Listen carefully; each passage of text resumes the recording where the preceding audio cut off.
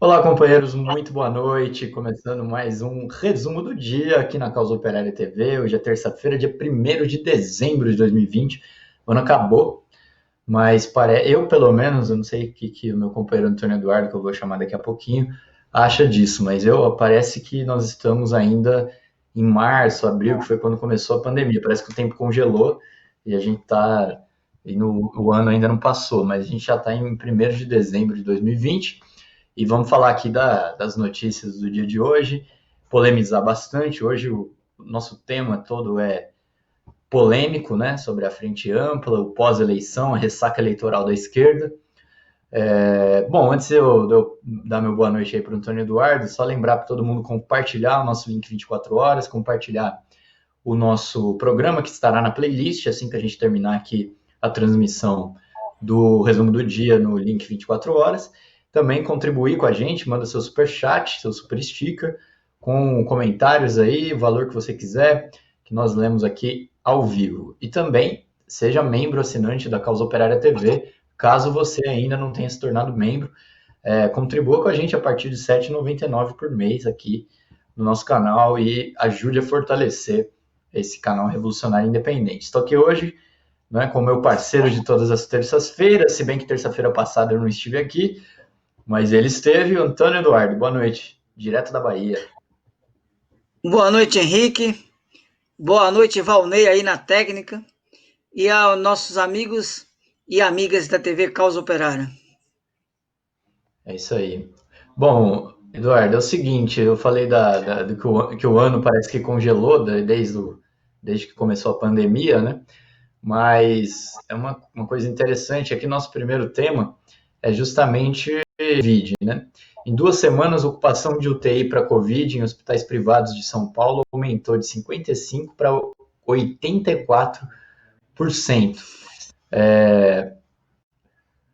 Isso daqui eu acho interessante e eu aproveito também para chamar atenção para uma coisa, Eduardo, que passaram as eleições e noite o Covid voltou para o jornal. O Dória decretou estado, como que é? Estado amarelo, né, em São Paulo, né? Recuou para o nível amarelo, quer dizer, mostrando aí que a pandemia está voltando entre aspas, porque ela nunca se foi, né? Mas voltando a assolar o estado e o país. E eles estavam só esperando as eleições, né?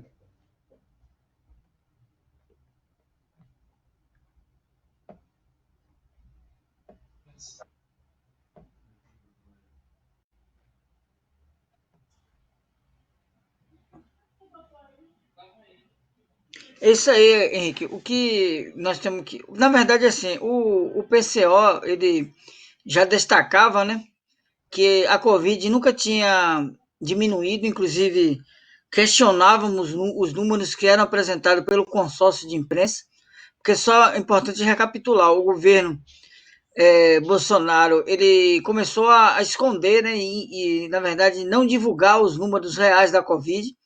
E isso levou a que os órgãos de imprensa ligados, sobretudo à chamada direita, direita humanitária, na verdade a direita golpista, então eles começaram a publicar números, né, esse consórcio formado pela Folha de São Paulo, o Estado de São Paulo, o jornal O Globo, etc.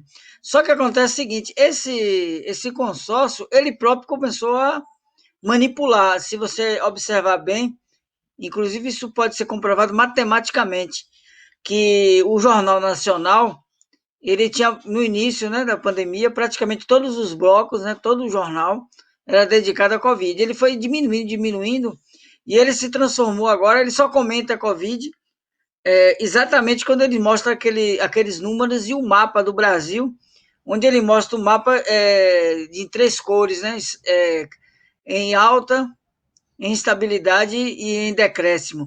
E, na verdade, aquele mapa ali não diz nada, né? Porque estabilidade quer dizer que você pode estar muito alto e estar estável, quer dizer, não houve nem aumento nem diminuição. Na verdade, é uma maneira de passar uma informação que não quer dizer nada, no fundo, né? E essa política agora, depois das eleições, ela cai por terra, né? Aí tem uma política mais geral, que o caso do Amapá ele mostra de uma maneira mais assim evidente, que é o fato que você tem um colapso da economia, da saúde pública, e esse colapso explodiu antes das eleições no Amapá. E os outros estados, né? Inclusive estados como São Paulo, que é um dos mais ricos do. Aliás, é o mais rico do Brasil, um dos mais ricos da América Latina. Ele, no dia seguinte, nem esperou, como se diz, nem esperou o defunto esfriar e já começou a botar a mostrar os números, né? Então a política deliberada, né, desse crápula chamado Dória, mostrando aí que não tem nada de científico, nada de humanitário, na verdade, a única ciência que interessa a eles é a ciência do capital, né? Ganhar dinheiro com a morte da população. Exatamente, Eduardo. Deixa eu aproveitar aqui e mostrar o jornal Causa Operária, edição 1137. Tá aqui. Acabou de sair, né? Eu mostrei ontem no Marxismo. Bom, aqui a gente tem, antes de eu falar da manchete, nós temos o nosso caderno de cultura, falando aqui do Gilo Pontecorvo, e o mestre do cinema político. Nós temos aqui, inclusive, matéria sobre o Friedrich Engels, inclusive escrita pelo nosso companheiro Antônio Eduardo. E falar aqui da manchete, justamente, do jornal. Nós vamos falar do Engels hoje, né, Eduardo? Mas mostrar aqui a nossa manchete do jornal, que tem a ver com esse tema. Cresce o genocídio pela Covid, a fome e o desemprego. E justamente o problema do desemprego é onde eu queria entrar aqui, que é o nosso próximo tema. É o seguinte, hoje no Rádio Peão eu dei a informação de que o desemprego aumentou aí no trimestre entre julho e setembro, em relação ao trimestre anterior, né? Uma coisa muito interessante é o seguinte, uma matéria da Folha de São Paulo, de hoje, ela, no meio dessa informação do aumento do desemprego, inclusive eu preciso pegar os dados aqui, porque na matéria da Folha de São Paulo fica até difícil você encontrar os dados, porque a matéria da Folha de São Paulo ela tem uma visão positiva da economia nacional. Ela falou o seguinte, que 2 milhões de brasileiros estão procurando emprego, Eduardo. Eles estão, olha que maravilha, estão atrás de empregos, estão confiantes de que vão conseguir um emprego. Eu achei interessante, porque na realidade a informação, na verdade, é que o desemprego está aumentando, né? Mas a imprensa burguesa está mostrando a coisa ao contrário, aqui nesse caso da matéria da Folha de São Paulo, né? Eles dizem que, segundo dados aqui do PNAD Covid, divulgados nessa terça, hoje, a força de trabalho chegou a 97 milhões em outubro. Aumentou 1 milhão desde setembro, quando o auxílio emergencial sofreu redução pela metade, indo de 600 para 300. Olha que maravilha. O pessoal diminuiu o auxílio emergencial e o pessoal foi buscar emprego, né? O pessoal estava lá contando com R$ 600, que é uma fortuna, né? E aí, como diminuiu, o pessoal precisou ir buscar emprego. Deve ser alguma coisa assim, pelo que eu estou entendendo aqui. Segundo a informação na mesma notícia, né? A taxa de desocupação bateu 14,1% em outubro. E segundo eles, em setembro, né, mês anterior, o desemprego apontado era de 14%. Mas eles mostram a coisa aqui como se fosse, como se tivesse tudo as mil maravilhas, né? Ainda segundo as informações, 14,5 milhões de brasileiros nessa situação de desemprego, de desocupação, né, que eles chamam, atingiu 14 milhões de brasileiros estavam nessa situação em outubro, quer dizer, no mês passado. A gente está em 1º de dezembro, né, mais ou menos um mês, né? E é a imprensa burguesa apresentando a coisa de uma maneira positiva. Eduardo, eu vou passar para você aí, para você comentar esses dados.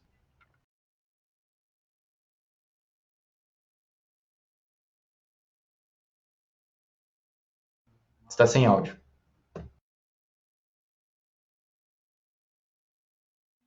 Perdão, o tom da matéria é um tom extremamente antipopular, né?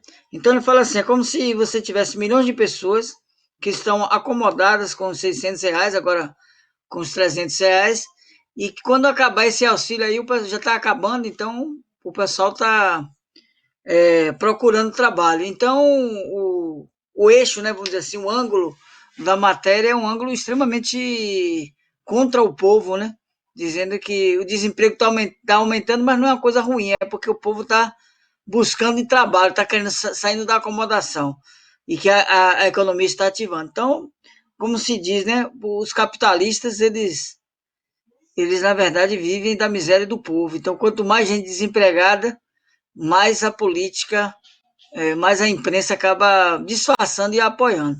Um dado importante é que a questão do desemprego, ele parece uma chaga social, e na verdade é uma chaga social, mas ela não é uma coisa involuntária, não é algo que os capitalistas acham isso inteiramente negativo. É verdade que você vai ter muitos grupos de empresas que acabam tendo um prejuízo com o desemprego, sobretudo empresas que vendem, sobretudo para a classe trabalhadora, né?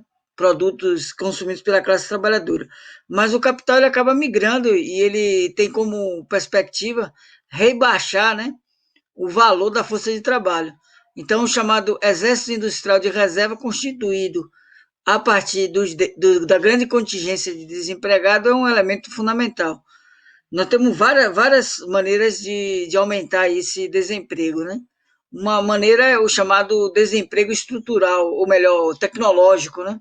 Quando você tem um investimento em matéria-prima, em tecnologia, né? Por exemplo, uma coisa importante que tem acontecido, Henrique, o ensino remoto, o chamado EAD, as empresas privadas, né, que estão atuando na educação, eles já há algum tempo, né, investem no ensino à distância como uma forma de redução de custo. O que é essa redução de custo? É a redução da qualidade, porque a qualidade do ensino, o ponto fundamental, um dos pontos fundamentais, podemos dizer assim, é o professor, né, é o capital humano. Então, na medida que você estabelece uma redução, né, do contato, da formação desse profissional, você transforma essa educação quase que, vamos dizer assim, não num processo educativo, mas numa mera exposição de assuntos e tudo mais. Então, pois bem, com essa crise econômica, né, e esse ensino remoto tomando conta, o que é que eles estão fazendo? Tem, inclusive, escolas, né, universidades, que eles demitem um professor e eles têm a cara de pau de pegar a aula que o professor gravou e aplicar essa aula. O aluno paga por essa aula e o professor está demitido. E aí se questionou na justiça e aí a escola mostra que o professor assinou o contrato abrindo mão do seu direito de imagem. Então, olhe como essa questão da utilização do desemprego pelos capitalistas é uma forma de também lucrar nessa crise. Só que, em perspectiva, o desemprego ele vai colocar em xeque o próprio capitalismo, né?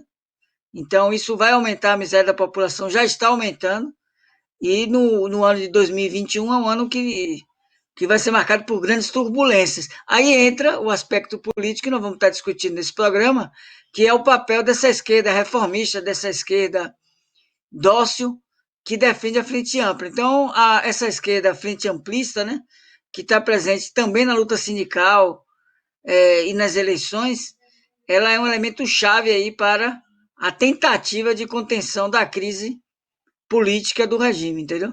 Então, esse elemento do desemprego é um elemento, vamos dizer assim, que está se mostrando assim como a questão do aumento de mortes pela Covid, o aumento da caristia, que nós já discutimos aqui em várias oportunidades, o aumento da caristia, hoje mesmo nós temos aí uma notícia, né?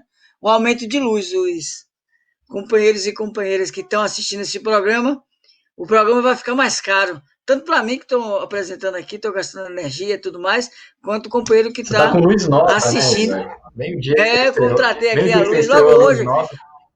logo hoje que o negócio aumentou, né? Como é que chama? Vermelho. Vou até apagar um pouquinho aqui, me desculpar para não economizar um pouquinho, né? Então vamos lá, obrigado. É isso aí. Bom, já que você falou da frente ampla, vamos começar esquentando os motores, mas falando da ala, digamos, da ala direita da frente ampla, né? O Rodrigo Maia deu uma entrevista ao UOL, entrevista que foi reproduzida, foi reportada aqui pelo Cafezinho, que é um site cirista, né? E eles colocam isso de maneira assim, com um certo orgulho, né? Por serem ciristas.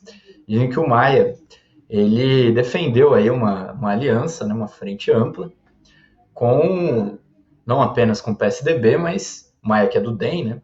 Presidente da Câmara, defendeu uma aliança não apenas com o PSDB, mas também com o PDT e o PSB, né? Dois partidos aí que estiveram nessas eleições, inclusive, super aliados com a radical esquerda, né?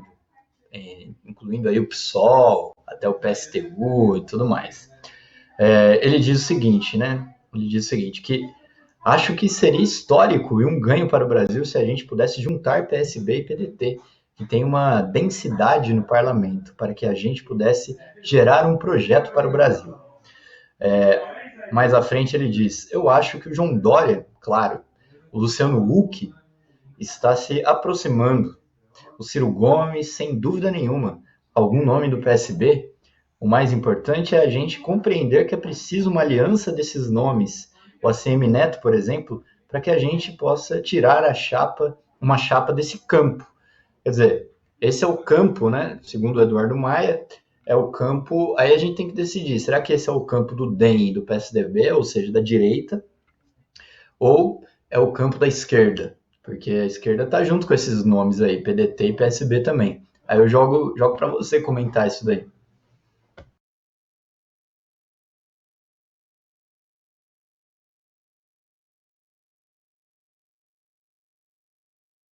Ou o áudio.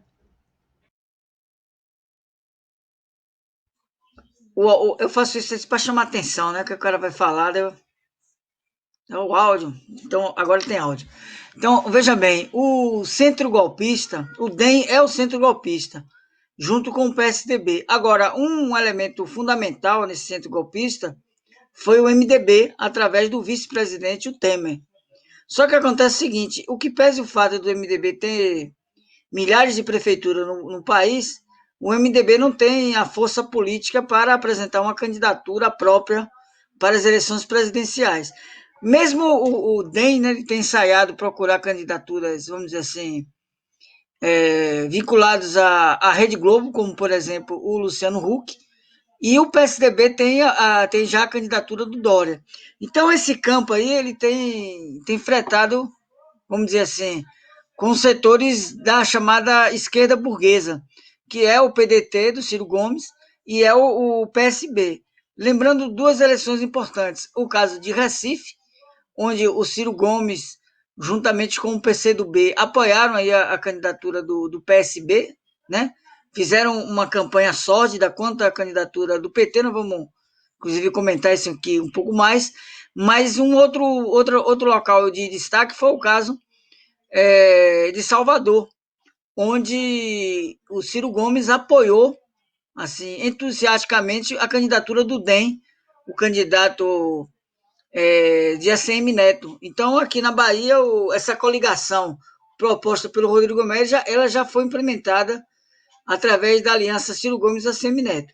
O Rodrigo Maia, é importante analisar um aspecto, que ele é, vamos dizer assim, uma das figuras chaves, né, do Congresso Nacional. Ele foi um dos principais responsáveis pela aprovação da reforma da Previdência. É o homem que está sentado aí sobre os processos de impeachment contra o presidente. E, inclusive, tem a costura em torno do nome dele ou do nome apoiado por ele, a reeleição, né, na presidência da Câmara, está envolvendo, inclusive, novamente setores da esquerda, como o próprio PCdoB e setores do PT. Aproveitar aqui para dar uma boa noite, pessoal do chat. Renata Diniz, Angelina Dias, desta vez eu consigo, acho que eles já estavam desde o Uzuela, que eu não cheguei a dar boa noite para eles. Também Silvia Mirro, Sem Chance, Carlos Santos, Para Que Postar Só Tem no Face, que mandou um super sticker aqui pra gente, muito obrigado pela contribuição. Desta vez eu consigo, já falei. Luiz Faria, e o Luiz Faria fala o seguinte, ele diz o seguinte: PDT e PSB não são esquerda, já foram. Brizola Neto saiu do PDT. Eu até diria que eles sempre foram aí partidos burgueses, né? No máximo, aí, antigamente, eram partidos da esquerda burgueses. Ou melhor, partido burgueses de esquerda, ou da esquerda burguesa, né?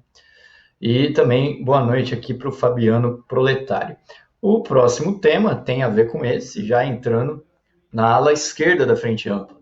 O Jacques Wagner foi dar uma entrevista para a imprensa burguesa e falou que precisamos de renovação geracional no PT e independência do partido em relação a Lula. Eduardo, será que essa declaração tem a ver com aquela declaração da Vera Magalhães, aquela direitista que falou que vai ter frente ampla sim, sem o PT à cabeça, sem Lula e sem o PT à cabeça? Aqui na Bahia, o PT, através do governador Rui Costa e do Jacques Wagner, que é o senador da República, né? Eles fizeram um acordo com o PFL, o antigo PFL, que agora é o DEM, entregando a Prefeitura de Salvador. Então, essa já é parte da coligação da Frente Ampla. E a política do Rui Costa, inclusive, declaração que ele deu próprio no Roda Viva, né? Era que a proposta dele era apresentar a candidatura do Ciro Gomes já na eleição de 2018.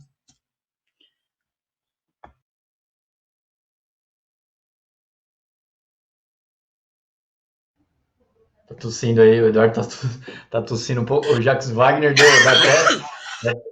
O Jacques Wagner faz qualquer baiano engasgar aí.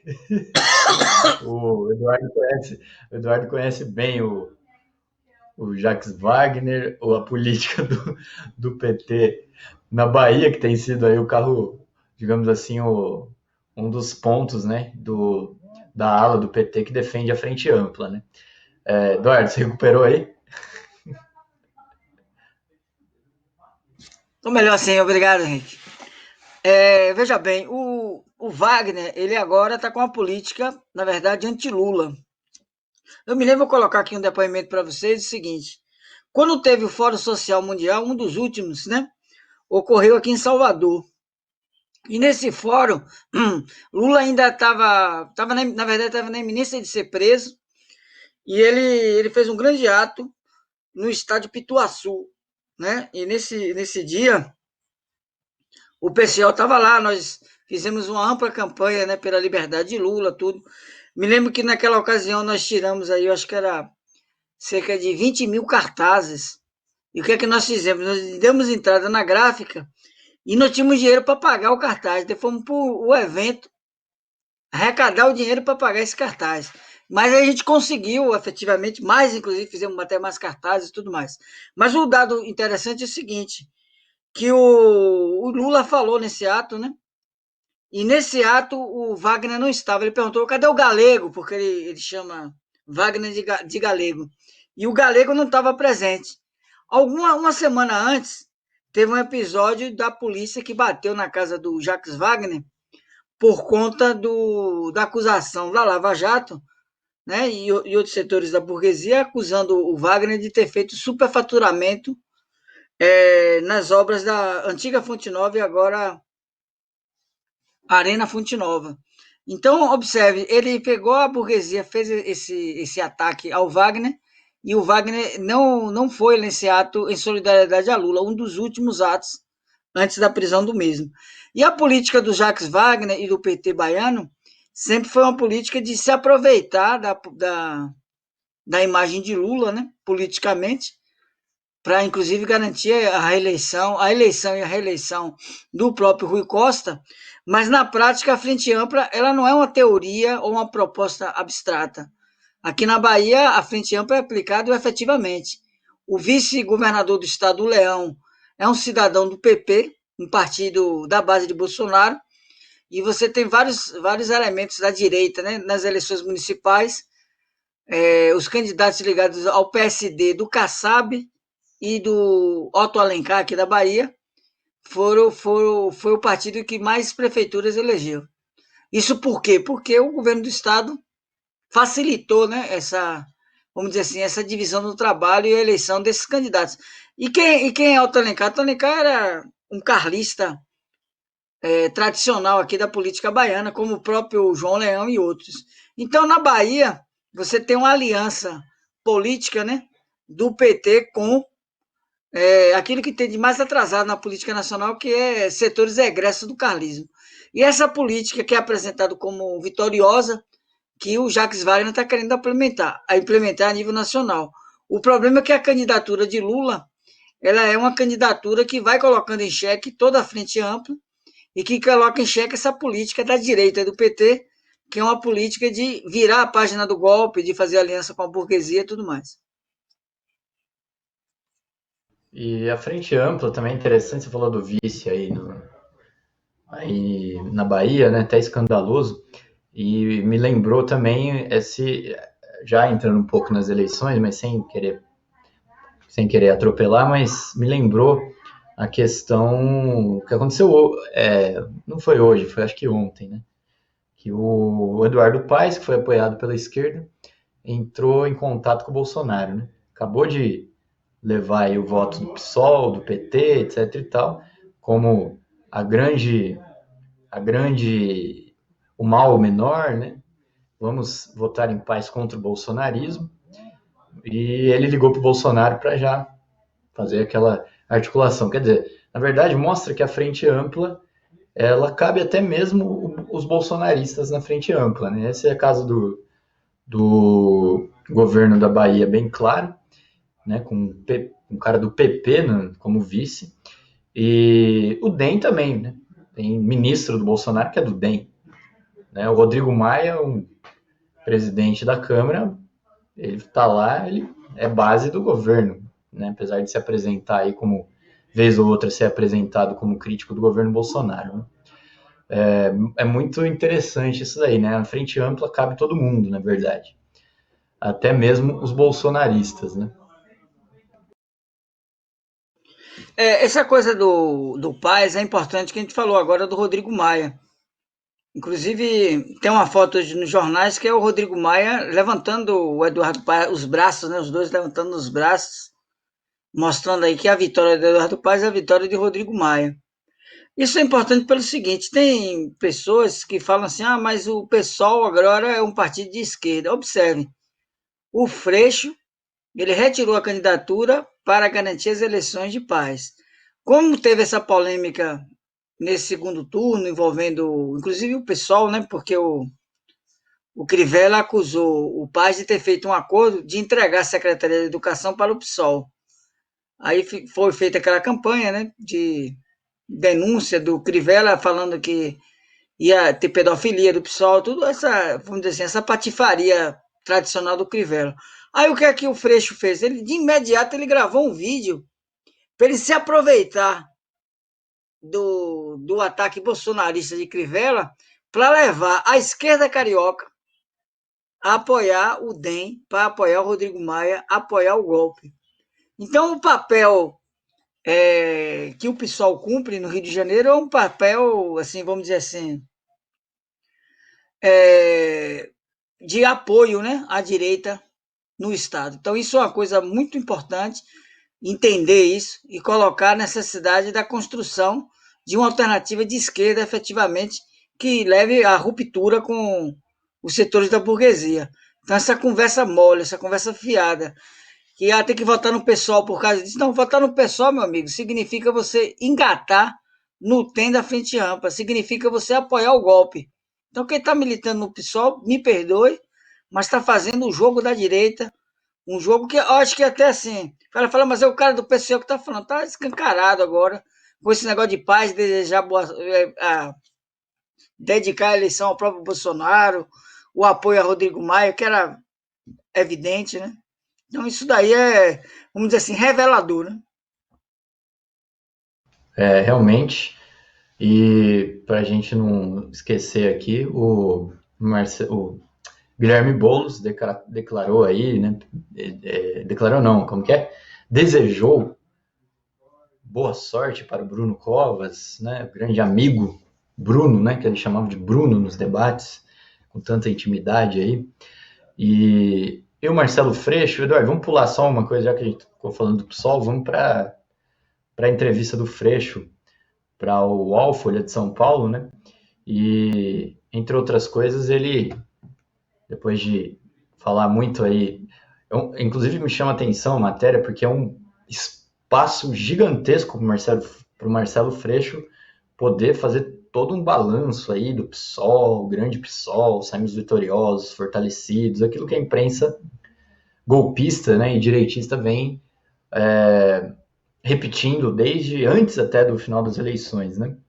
E no final das contas é a frente ampla sem o PT na cabeça, segundo o Marcelo Freixo, né?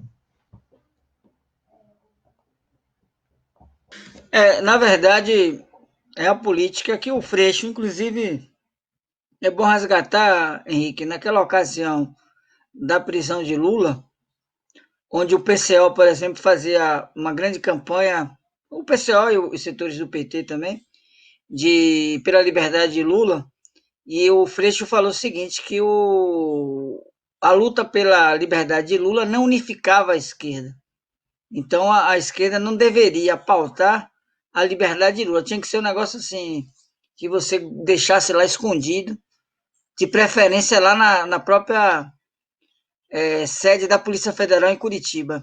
Né? Evitasse colocar isso porque dividiria a esquerda. Então, essa política que Freixo colocou, inclusive no movimento docente, no Andes, sindicato, essa política, vamos dizer assim, de apoio à Lava Jato, de apoio à burguesia, era a tônica do sindicato. Por isso que o Andes hoje é um sindicato falido politicamente, é um sindicato que não representa os docentes, porque quem que vai acreditar no sindicato que apoiou o golpe de Estado, que entregou o poder a Bolsonaro, né? Então é a mesma política. A política do PSOL é essa política, né? É, como nós já comentamos aqui várias vezes, né? Eles sinalizam para a esquerda e vira à direita invariavelmente. Exatamente. Bom, voltando um pouquinho no PT, na ala direita do PT, acho que a gente devia falar um pouquinho do que aconteceu no Recife, né? Deixa eu abrir aqui rapidinho o nosso site. Nosso não, né? Blog do Jamildo. Aliados de Marília Reis pedem expulsão de Oscar Barreto do PT. Bom, esse fato aqui relatado por esse blog do Jamildo, na realidade, ele diz respeito a uma pessoa, mas a gente vinha chamando atenção, e a própria Marília Reis chegou a dizer isso daí, de que parte do próprio PT não fez campanha para ela, né? Justamente porque a candidatura do PSB era a candidatura da Frente Ampla e a direita do PT, ela tem, como a gente falou aqui no caso do Jacques Wagner e outros, a direita do PT ela leva adiante a política da Frente Ampla. E o resultado, logicamente, foi a vitória aí do PSB, que é o partido que o Rodrigo Maia quer como aliado formal aí nas próximas eleições, né, Eduardo? Exatamente. A política, né? É uma política, como a gente tem destacado aqui, a política da Frente Ampla é uma política da burguesia, de reciclagem, né, do lixo que apoiou o golpe, e é uma política da esquerda que é uma política de colaboração, exatamente com aquele setor que deu o golpe de Estado. Ela pode ser tanto uma política mais, vamos dizer assim, amplíssima, né, que inclui ex-bolsonaristas, né, como o próprio Dória, como ela pode ser uma chamada frente de esquerda, que na verdade não é frente de esquerda coisa nenhuma, como foi feito aqui em São Paulo com Boulos, foi feito com Manuela lá em Porto Alegre e tudo mais. Ou seja, é uma frente mais restrita, mas tem, no fundo, o mesmo caráter, né, político, que é uma política de aliança em torno do centro político que deu o golpe de Estado. Essa política tem algumas figuras, vamos dizer assim, relevantes. Nós já falamos do Rodrigo Maia. O Dória, nesse momento, ele foi questionado, né, por um problema eleitoral, mas como nós vimos, né, na campanha eleitoral, de São Paulo, você praticamente não teve uma luta política efetiva contra o PSDB. Tava vendo um comentário, né? Um amigo meu, um professor de São Paulo, o professor Fábio, ele falou o seguinte: o pessoal estava exaltando muito a figura do Boulos, né? Que grande papel, chegou, teve mais de 20% no primeiro turno, foi para o segundo turno, etc. Enfrentou o PSDB, mas veja bem, o PT já administrou a cidade de São Paulo por 3 oportunidades, né? Com a Erundina, Marta Suplicy e o Haddad. E qual foi o grande resultado conseguido por Boulos? Ele simplesmente perdeu uma eleição para um cidadão que é uma mistura de Alckmin, picolé de chuchu, ele tem um carisma, né, do Alckmin, um picolé de chuchu, ele tem, né, a performance de Serra, o vampirão, e ele tem a política do Dória. Então, o grande mérito de Boulos foi perder por uma mistura de Dória, Alckmin e Serra e apresentar que isso é uma grande vitória. Na verdade, é uma vitória para ele, por quê? Porque ele se projetou nos agradecimentos que ele faz às pessoas que votaram nele, ele fala de uma maneira bastante clara, né? Agradeço porque não terminou ainda, que eu posso ser vitorioso. Na verdade, ele foi vitorioso porque ele é, na verdade, ele é vamos dizer assim, enquanto político burguês, nós podemos dizer que sim, ele saiu com um excelente resultado. Ele se projetou, ele foi candidato a presidente e não teve praticamente nenhuma repercussão. Pelo contrário, né? Comparativamente à candidatura de Luciana Genro, a candidatura dele foi inferior, perdeu inclusive votos e tudo mais. E na eleição para prefeito do nada, jogado, né? Como é que chama? Alçado pela imprensa burguesa, ele consegue chegar ao segundo turno. O papel dele já foi destacado com bastante propriedade ontem, né, no programa pelos companheiros Antônio Calho e Edson. Foi um papel de retirar o PT do segundo turno para evitar polarização. Tá certo que o próprio PT ajudou na medida que lançou um candidato que não era o candidato popular, mas mesmo não sendo um candidato popular, esse ataque da imprensa burguesa, a deserção de boa parte da direita do PT da campanha do Gilmar Tato foi crucial para a chegada de Boulos ao segundo turno. E você vê a votação final, né? Ontem, no resumo do dia, não vou me estender sobre esse tema, porque Antônio Carlos fez análise do mapa eleitoral. Se você pegar o mapa de 2018, né, da votação de Haddad na cidade de São Paulo como candidato a presidente, e pegar o mapa de Boulos, você vai ver que é exatamente o mesmo. As zonas eleitorais que o Boulos ganhou foram as zonas eleitorais que o PT ganhou. Inclusive, no primeiro turno, o PSDB ganhou em todas as zonas eleitorais. E ele só perdeu não, a candidatura do PT chegou em segundo lugar nessas zonas eleitorais que o Boulos agora ganhou. Então, o que é que isso revela? Revela matematicamente que o eleitorado de Boulos é, na verdade, um eleitorado sequestrado da política do PT, né? Tradicionalmente do PT, porque o nicho de voto do pessoal é aquele voto de classe média, né? E o voto popular que ele acabou, como se diz, pegando uma parcela desse voto que foi exatamente pelo engajamento do PT, que foi, vamos dizer assim, um tiro no pé, porque aí é um equívoco muito grande, né? Dos setores, inclusive lulistas, da esquerda do PT, que embarcaram nessa chantagem eleitoral de apoiar o candidato da Globo, o candidato do sistema. Eduardo, depois eu vou comentar um negócio também que tem a ver com isso, que é o nosso próximo tema, mas só dar aqui boa noite para Angelina Dias, já falei, Cris Vargas, Luiz Faria também, já falei, Kratos, boa noite, frente ampla com os bolsonaristas pelo mal menor, sem chance. Carlos Santos diz o seguinte: esse é o PSOL, na terça-feira reclama de compra de votos pelo PSDB e no domingo dá parabéns ao Covas pela vitória, exatamente. Ao vivo, também, boa noite. Adriana, boa noite. A Vera Araújo falou o seguinte: sem o acesso às informações e análises do PCO, jamais teria uma compreensão do todo da política. A honestidade nisto permite que possamos entender o que os poderosos ocultam a todo custo. Bom, boa noite pro pessoal.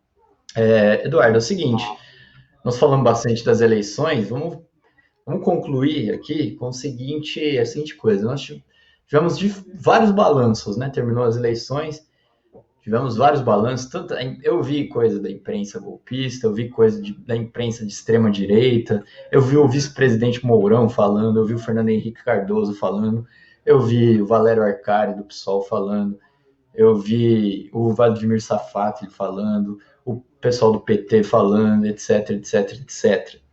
Mas são diferentes balanços, mas no final das contas todos caem na mesma coisa. O PSOL é o grande vitorioso das eleições e vai substituir o PT está substituindo o PT. Boulos é o grande nome da esquerda para 2022 e coisas desse tipo, né?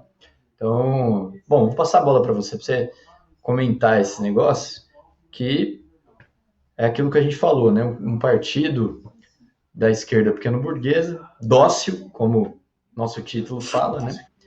Adepto da frente ampla, adepto da aliança com a direita, que desejou boa sorte para o Bruno Covas, a Manuela Dávila desejou boa sorte lá para o vitorioso direitista também em Porto Alegre, né? E essa é a esquerda que a direita escolheu para substituir o PT e o Lula. Então, passa a bola aí para você. Esse é o balanço comum a todo mundo, né? Interessante isso daí. E, na verdade, assim, o balanço é o balanço de Merval Pereira. O pessoal simplesmente. É a Ele voz de deveria Deus, até. Deveria até processar o voz de pessoal Deus por agora. plágio, né? Às vezes simplifica, eu me lembro assim, ó, quando você tem eleição, até por uma questão ossos de ofício, vamos dizer assim, você tem que entrar no site de todo mundo lá para ver qual o balanço, qual a avaliação, porque o balanço, ele não é algo em relação ao passado, ele diz respeito à perspectiva do futuro. Então, o cidadão, e geralmente a esquerda pequeno-burguesa, a esquerda reformista, a burguesia, o balanço não precisa ser verdadeiro, ele tem que, pelo menos, ser positivo, mesmo que seja negativo. Entendeu? Então, o cara manipula, ele tem que ser manipulado para servir a determinado propósito. Para o marxismo, não. O balanço ele tem que, sobretudo, ele tem que procurar se aproximar da realidade, né? Ser um balanço verdadeiro nesse sentido. Claro que a verdade não é uma coisa abstrata, como se diz, é uma questão concreta, mas ninguém é dono da verdade no sentido de saber o que é essa verdade. Você vai ter que analisar os dados, se aproximar e tudo mais. O que, a pequena burguesia fez? Ela simplificou a nossa vida, porque basta você assistir aí a Globo News e o Merval Pereira, que você vai saber qual é o balanço do PSOL, qual é o balanço do PCdoB, qual é o balanço do PT, qual é o balanço do PCB. Todo mundo vai. Na verdade, é assim: o cidadão ele muda. É igual aquele pessoal, né? Na universidade, quando você pega, às vezes, um cidadão que faz um plágio, o que é que ele faz? Tem os mais, vamos dizer assim, mais espertos, que ele pega o mesmo texto, mas ele muda as palavras, né? Ele faz o que a gente chama de paratexto. Então o pessoal faz a mesma coisa. Então o cara do pessoal substitui, sei lá, gabinete do ódio pelo gabinete do amor. O cara do PCB vai falar de luta pelo poder popular. Então a candidatura de Boulos foi importante porque fez a luta pelo poder popular. Quando eu assisti o lançamento da frente, né, chamada Frente Democrática de Apoio a Bolos, aí eu vi os discursos, discurso da rede, discurso de todo o pessoal lá da direita, aí vi o discurso da UP e do PCB, eles falavam assim, é a luta da trincheira revolucionária.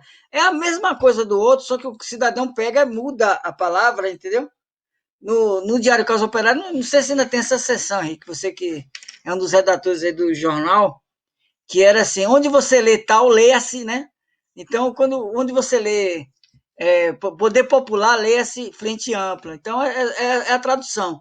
Pois bem, essa política é a seguinte, a visão deles é perder o bolsonarismo, a frente ampla é vitoriosa, é verdade, a frente ampla é vitoriosa, mas nós não podemos exagerar na conta, porque ela sempre foi.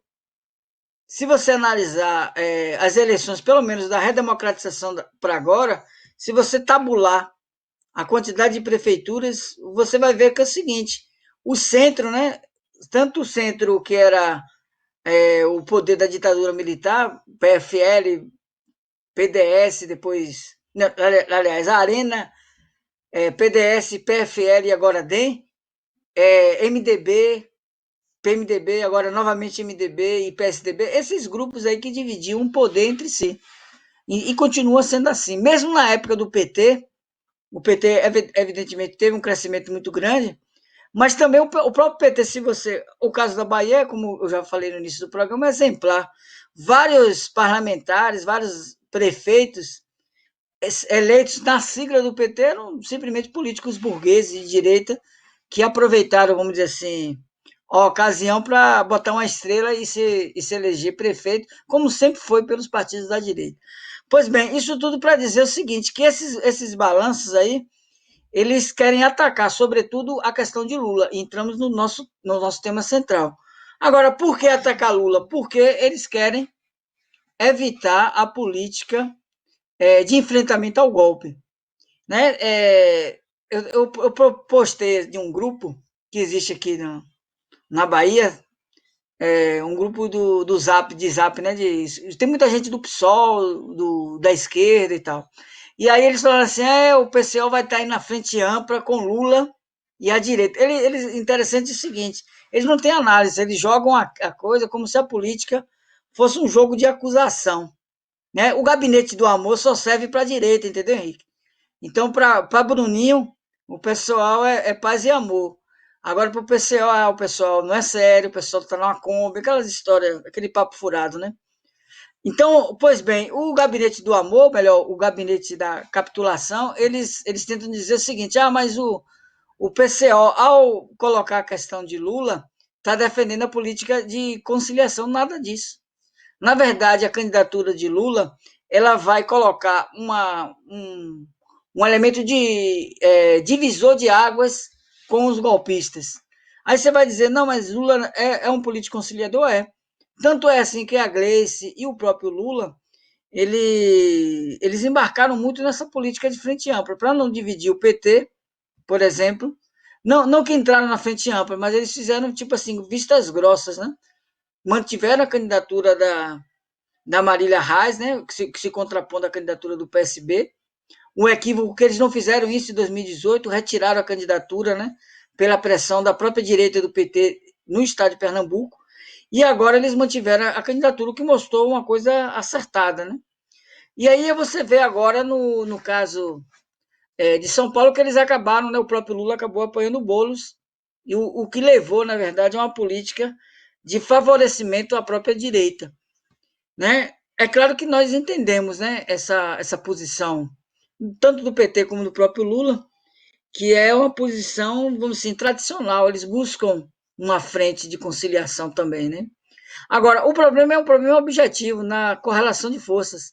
Se você tem uma candidatura de Lula presidente da República, que nós temos que, inclusive, agora, você estava falando do final do ano, a nossa tarefa fundamental, acho que da esquerda, é garantir os direitos políticos de Lula e, a partir daí, criar um grande movimento popular para se contrapor ao golpe. Então, esse movimento é o único movimento, efetivamente, que pode derrotar o golpe. Os outros movimentos de buscar candidatos de conciliação com os golpistas, ou tentar improvisar esses candidatos que eles chamam de renovados, que não são renovados coisas, não são candidatos artificiais. E, além do mais, Henrique, como você perguntou, mas e o Boulos e tal? O Boulos é o seguinte, é como aquela candidata que foi do PSOL, como é que chama? É Luiz Helena, né? Luiz Helena era assim, e teve muito mais que Boulos, ela teve 7%, se não me falha a memória, como candidata a presidente da República. Era o fenômeno mundial. E onde é que está? Ela foi eleita agora, acho que não teve 6 mil votos, não teve 7 mil votos para vereadora em Maceió. Conseguiu assim, ó, suada, manter o seu mandato. Mas o que acontece é o seguinte: aí onde está a Luiz Helena? Ninguém nem fala. Marina Silva, a mesma coisa. Então, na verdade, o Boulos faz assim: quer dizer que Boulos terminou a eleição de São Paulo, ele vai desaparecer? Não. Por quê? Porque a jogada não foi uma jogada para a prefeitura, é uma jogada para 2022. Então, essa cartada, vamos dizer o seguinte, ela é o primeiro passo, ela vai se A burguesia vai jogar, já está jogando, inclusive. Todos os balanços, né, voltando à voz de Deus, Merval fala o seguinte: o grande vitorioso é o Boulos que está se projetando e tal, como principal liderança da esquerda e tal. Quer dizer, a Globo elegeu, escolheu, foi lá e disse o seguinte: ó, o nosso candidato aqui é o Gabinete do Amor.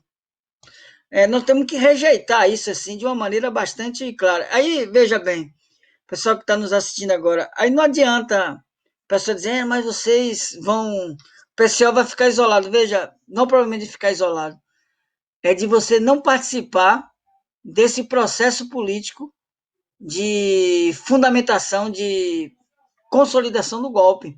E é uma jogada do passado visando o futuro, porque toda a política é a política da construção do Biden brasileiro. Assim, como eles fizeram nos Estados Unidos, eles querem ter um governo do centro burguês. Então, por isso que a política tem que ser, concretamente, a luta contra a frente ampla, e essa luta se coloca em defender uma candidatura do ex-presidente Lula como um elemento de ruptura com os golpistas. É interessante isso daí, né? Porque eles estão fazendo essa manobra toda, como você falou, para 2000, é uma preparação das eleições de 2022, né? Então, Boulos, a gente precisa desmascarar isso. Nós vamos ouvir muito falar disso daí, né? Boulos é o grande cara, Boulos é isso, Boulos é aquilo, né? Em particular nos jornais da imprensa golpista e sempre sendo repetido isso daí na esquerda pequeno-burguesa, né? Então cabe a nós aí desmascarar a coisa. É como você falou, Elis Helena era o grande fenômeno eleitoral de 2006. Hoje em dia, ninguém nem fala dela. Quer dizer, a direita, naquela época, a gente tinha explicado que a Luiz Helena também era o fenômeno Elis Helena também era um produto, né, do destaque que a direita deu para ela como parte das manobras eleitorais daquele momento, inclusive como uma maneira de evitar que o Lula ganhasse no primeiro turno, né? O Boulos ainda não dá para falar que ele vai sair de cena, porque a manobra é justamente para 2022. E o grande negócio que prova isso daí é que nas eleições de 2018 ele não teve voto nenhum.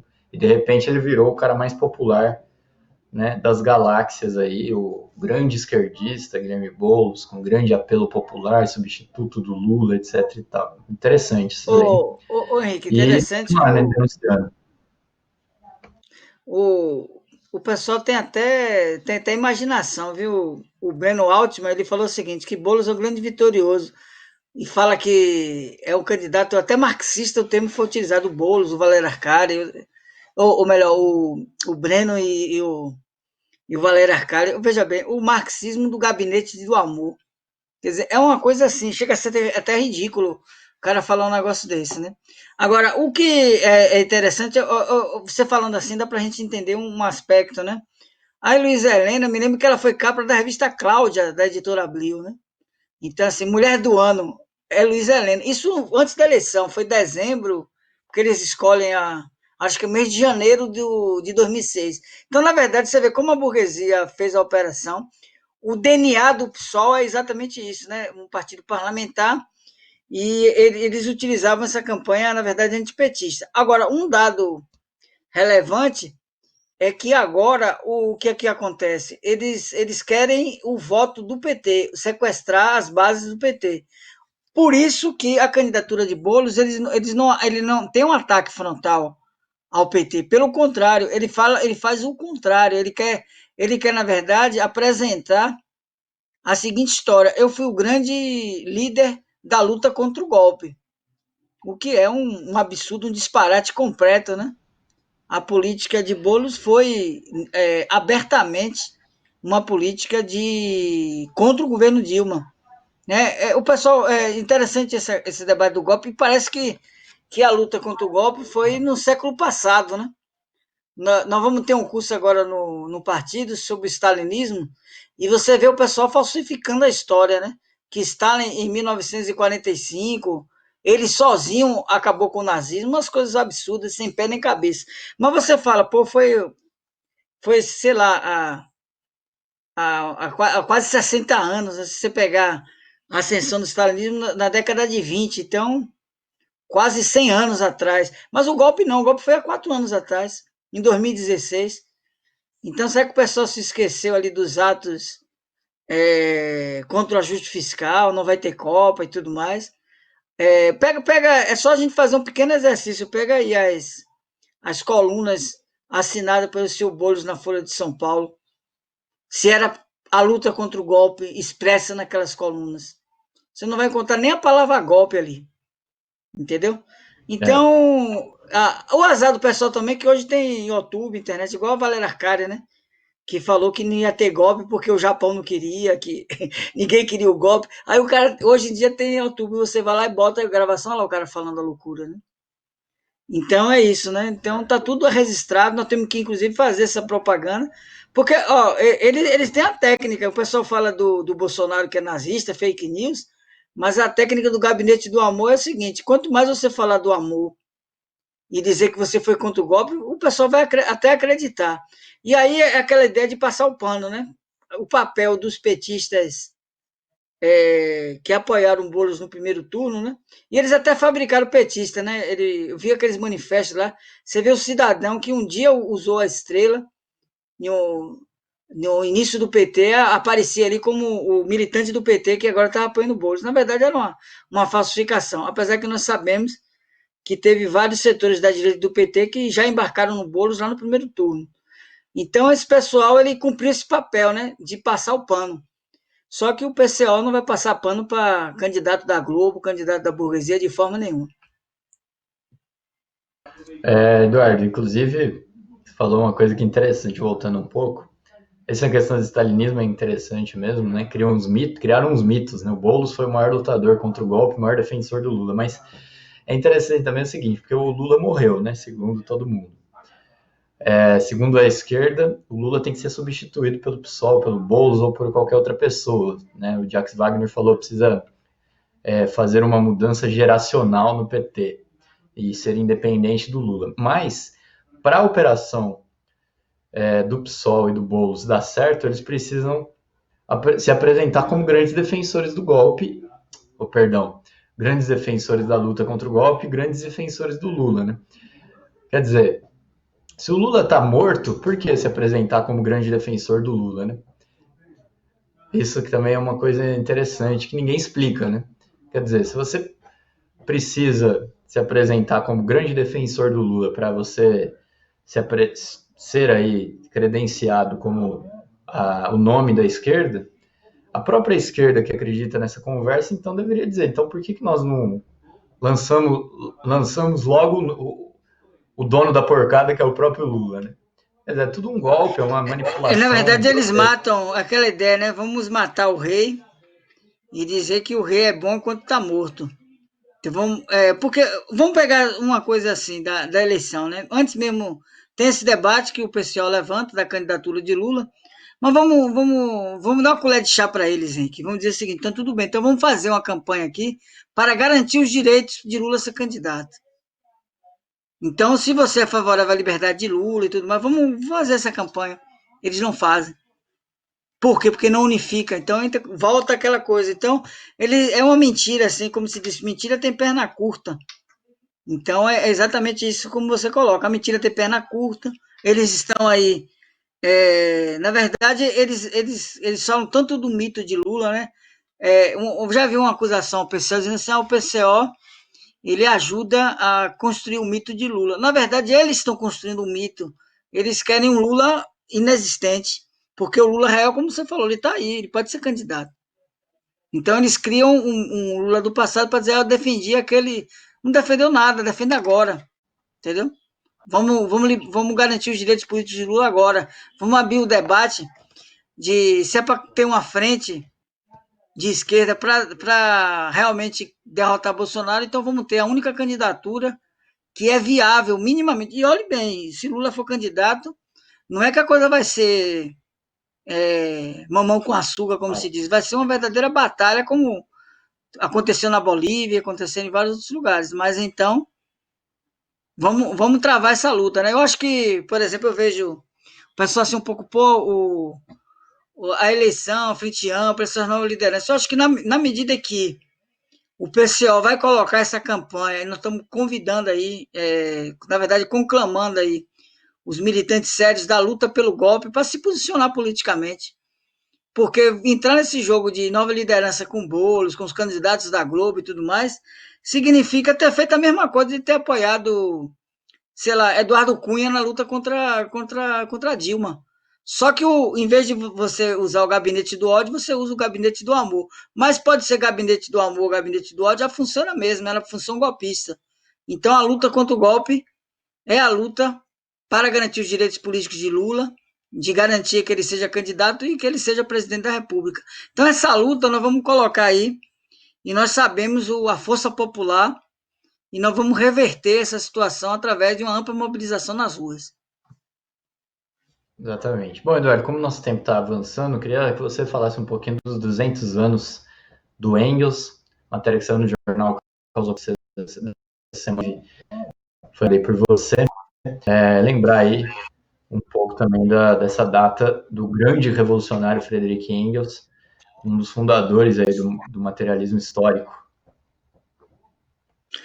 O Engels, né, Friedrich Engels, ele nasceu 28 de novembro de 1820, na Bremen, uma cidade da Renânia alemã. E o Engels, uma curiosidade, ele era filho de empresários, né? O pai dele era um grande empresário dessa região, não só da Alemanha, o pai de Engels, que também se chamava Engels, abriu uma associação, uma empresa com uma outra pessoa em Manchester, na Inglaterra, em outros vários lugares do mundo, mas sobretudo na Inglaterra, onde tinha a Revolução Industrial. E Engels, desde de jovem, ele passou a ser um militante de esquerda, inicialmente de esquerda, e posteriormente ele vai aderir ao movimento comunista, e ele vai ser uma figura importante para a ligação do que a gente chama de marxismo com a luta do movimento operário. Por quê? Porque ele vai escrever um livro, que é um livro chave, né? Que é a situação da classe trabalhadora na Inglaterra, onde ele vai descrever o papel revolucionário da classe trabalhadora, explicar a questão da revolução industrial, da luta de classe. Ele fala do movimento cartista que havia na Inglaterra na época, e posteriormente ele se liga a Marx, né?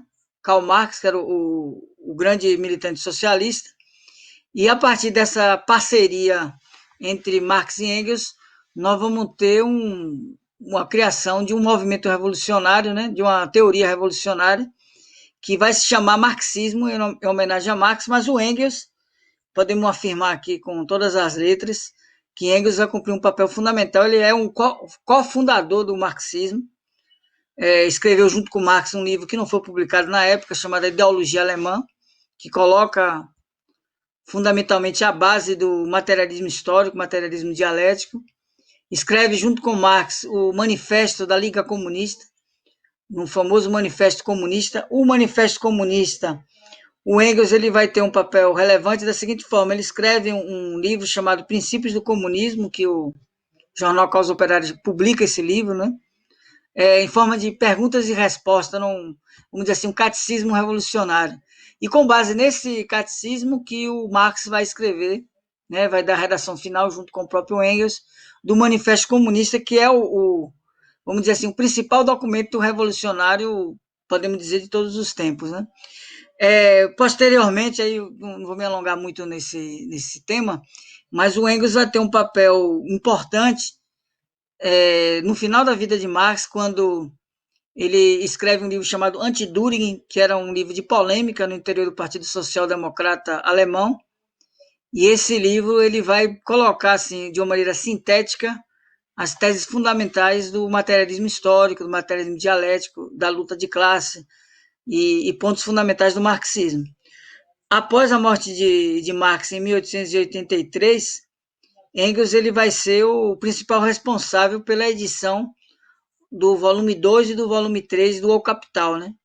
Então, acreditamos a Engels a publicação, a continuidade da grande obra de Marx, O Capital. E, posteriormente, o Engels, que já tinha participado de Marx na fundação da primeira internacional, né, em 1865, que vai ter como um grande acontecimento a Comuna de Paris de 1871, que o próprio Engels escreve, participa, defende, né, a Comuna de Paris. E em 1895 é que Engels acaba falecendo. Nesse período aí de 83 até 95, o Engels vai cumprir um papel fundamental no desenvolvimento do marxismo, na expansão do marxismo, na criação de partidos socialistas de massa, né, e no fomento da chamada Segunda Internacional. Então, a figura de Engels é uma figura fundamental da luta da classe trabalhadora internacional, e o Diário Causa Operária publicou inclusive alguns textos relevantes, né? Um texto que é o texto escrito pelo Engels, alguns textos do próprio Engels, e também um texto escrito pelo Lenin, uma nota bibliográfica do Lenin. O Jornal Causa Operária publicou um texto do companheiro Rui, que é também um texto muito interessante sobre a vida do Engels, acho que em duas partes, e alguns trechos da publicação de Engels. Então, é esse dado importante, ressaltar aqui a relevância política e o papel do Engels no marxismo e na luta da classe trabalhadora internacional. É isso. Isso aí, beleza. Bom, a gente chegando no finalzinho, Eduardo, CNPq decreta fim das bolsas para ciências humanas. Bom, você que é professor e é professor de ciências humanas, queria que você comentasse esse ataque do governo Bolsonaro contra as universidades, contra a educação, de maneira geral. O Bolsonaro, assim que ele tomou posse, né, ele escolheu a educação como um dos setores prioritários dele. Ou seja, nos setores prioritários para ele atacar e ele desmantelar. Então, no ano passado, nós tivemos aquelas mobilizações dos estudantes, né, contra o corte de verbas. Só que o Bolsonaro, ele acabou recuando um pouco, né, um determinado momento. Inclusive, naquela ocasião, o PCO assinalava que a luta não podia ser apenas contra o corte de verba, mas tinha que ser a luta pelo fora Bolsonaro, porque ele ia retomar, e ele está aproveitando agora e retomando, né? No ano passado ele cortou as bolsas, falou que era contingenciamento, e agora finalmente ele estabeleceu o seguinte, que não vai ter bolsa para a área de humanas, né? Porque ele corta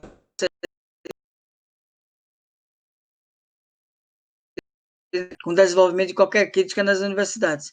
Então é importante aí que a comunidade científica, que os professores, sobretudo os estudantes, porque o setor revolucionário da universidade é um movimento estudantil, né?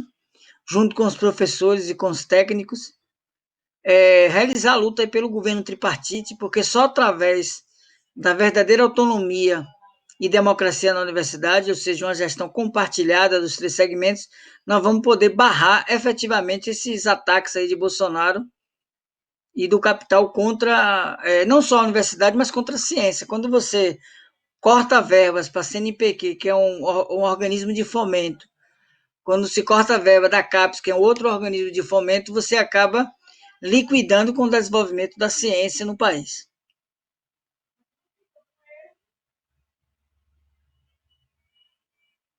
Bom, rapidamente, duas questões internacionais. A primeira, na França, Macron, após protestos, está tendo que revisar a lei de segurança, a chamada Lei de Segurança Global, que envolve aí questões da repressão policial. Eduardo, rapidamente, depois a gente vai também para uma notícia dos Estados Unidos para a gente encerrar o programa.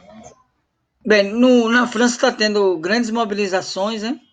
Nós já tivemos no governo Macron aqueles episódios do chamado Camisas Amarelas, né?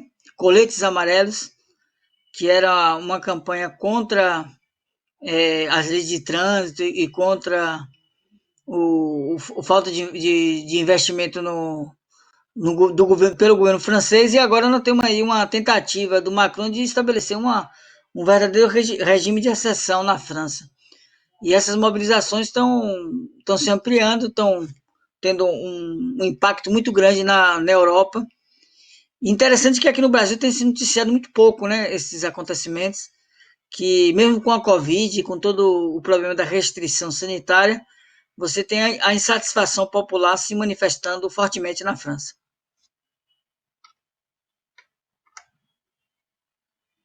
Bom, e por fim, uma notícia dos Estados Unidos, o Joe Biden anunciou aí a sua equipe econômica e, segundo a imprensa, ele procurou equilibrar os tradicionais economistas do imperialismo, né, de confiança do imperialismo, e alguns elementos que a imprensa chama de progressistas, né? O que significa isso daí, Eduardo? Eu vi um noticiário norte-americano onde o cidadão falava o seguinte, que a equipe do Biden tinha keynesianos, né? Ele se referia a alguns componentes da equipe que têm estudos sobre política de desenvolvimento social e tal, mas nos Estados Unidos é importante ressaltar isso, o que eles chamam de progressistas e liberais não é a mesma coisa que nós chamamos aqui no Brasil. Inclusive, por exemplo, a questão da saúde, você não tem um sistema de saúde público nos Estados Unidos. Então, o sistema de atendimento à população não apesar dos Estados Unidos ser a grande potência mundial, um dos países mais ricos do mundo, é um país que você não tem uma política de estado de bem-estar social, como, por exemplo, nós tivemos nos países europeus. Então, o que eles chamam de keynesiano, progressistas, nada mais são do que pessoas que têm políticas de atenuação. O que chama atenção é o seguinte, que o fato de que esse governo do Biden é um governo de direita, você vê pela a questão da formação do gabinete dele de política externa, é um gabinete dos chamados falcões, né, de guerra, uma política, se você analisar profundamente, muito mais belicista do que a própria política do Trump, mas do ponto de vista social ele quer fazer uma demagogia, inclusive ele nomeou para alguns cargos, né, mulheres, nomeou uma cidadã de origem indiana, quer dizer, ele tenta fazer uma política demagógica, né, com esses setores identitários, ao mesmo tempo que ele vai implementar a fundo a política conservadora e direitista tradicional da classe dominante dos Estados Unidos. Bom, é isso aí, Eduardo. Essa foi a nossa última notícia, nosso tempo se esgotando aqui. Eu queria só lembrar para todo mundo que amanhã nós estamos de volta na nossa programação da Causa Operária TV, já às 7 horas da manhã, no programa Rádio Peão. Amanhã eu estou de volta também na coluna ao vivo, na Causa Operária TV, ao meio-dia. Amanhã é dia também de análise sindical, às 19 horas, e o resumo do dia está de volta às 8h30 da noite, já com o companheiro Antônio Carlos. Fiquem ligados na programação da Causa Operária TV, né, contribua com a gente, compartilhe e nos ajude a divulgar e fortalecer o canal. Eduardo, boa noite, a gente se vê na terça-feira. Boa noite, Henrique, boa noite a Valnei aí na técnica e aos amigos e amigas da TV Causa Operária. É isso aí, pessoal. Muito boa noite para vocês. Fiquem ligados, agora tem a programação da nossa madrugada. Vocês podem ficar ligados aí na Causa Operária TV durante toda a noite, que tem reprises aí para vocês. É isso. Amanhã a gente está de volta. Amanhã a gente se encontra às 7 da manhã no Rádio Peão. E amanhã à noite, o resumo do dia de volta às 8h30 da noite com o companheiro Antônio Carlos. Até mais, pessoal.